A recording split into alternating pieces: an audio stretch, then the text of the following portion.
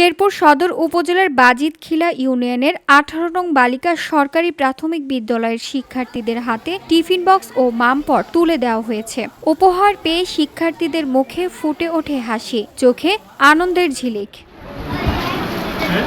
বৃহস্পতিবার দুপুরে বাংলাদেশ শিক্ষা পর্যবেক্ষক ফোরাম কেন্দ্রীয় কমিটির যুগ্ম মহাসচিব ও সাবেক ছাত্রনেতা বুলবুল আহমেদের উদ্যোগে বিদ্যালয় দুটির শতাধিক শিক্ষার্থীর মাঝে এসব উপহার বিতরণ করা হয়।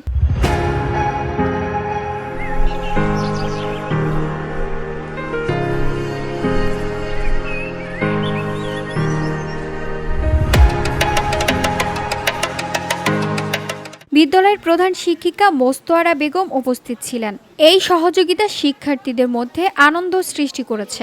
অভিভাবকরাও সন্তুষ্টি প্রকাশ করেন। শিক্ষার্থীরা জানান, নতুন টিফিন বক্স ও মামপট তাদের পড়াশোনায় উৎসাহ যোগাবে।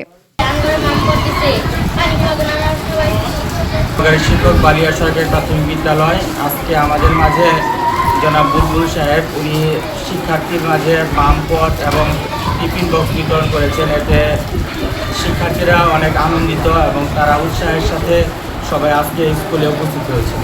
বুলবুল আহমেদ বলেন, প্রাথমিক শিক্ষাকে এগিয়ে নিতে এই উদ্যোগ নেওয়া হয়েছে। ভবিষ্যতে আরও বিস্তৃত আকারে শিক্ষার্থীদের সহায়তা করা হবে। অনুষ্ঠানে স্থানীয় রাজনৈতিক ও সামাজিক সংগঠনের নেতৃবৃন্দ সহ গণমাধ্যম কর্মীরা উপস্থিত ছিলেন। বালিয়া সরকারি প্রাথমিক বিদ্যালয়ে আমি শিক্ষার্থীদের মাঝে মামপট এবং টিফিন বক্স বিতরণ করলাম। এই কার্যক্রম আমার চলমান প্রক্রিয়া। ভবিষ্যতে আরও বিস্তৃত পরিসরে আমি এই ইউনিয়নে যতগুলো শিক্ষা প্রতিষ্ঠান রয়েছে আমি প্রায় ২,০০০-এর মতো শিক্ষার্থীদের তালিকা করেছি। আমি প্রত্যেকের দাঁড়ে দাঁড়িয়ে গিয়ে তাদেরকে আমি বিভিন্ন শিক্ষা সামগ্রী, শিক্ষা উপকরণ বিতরণ করি।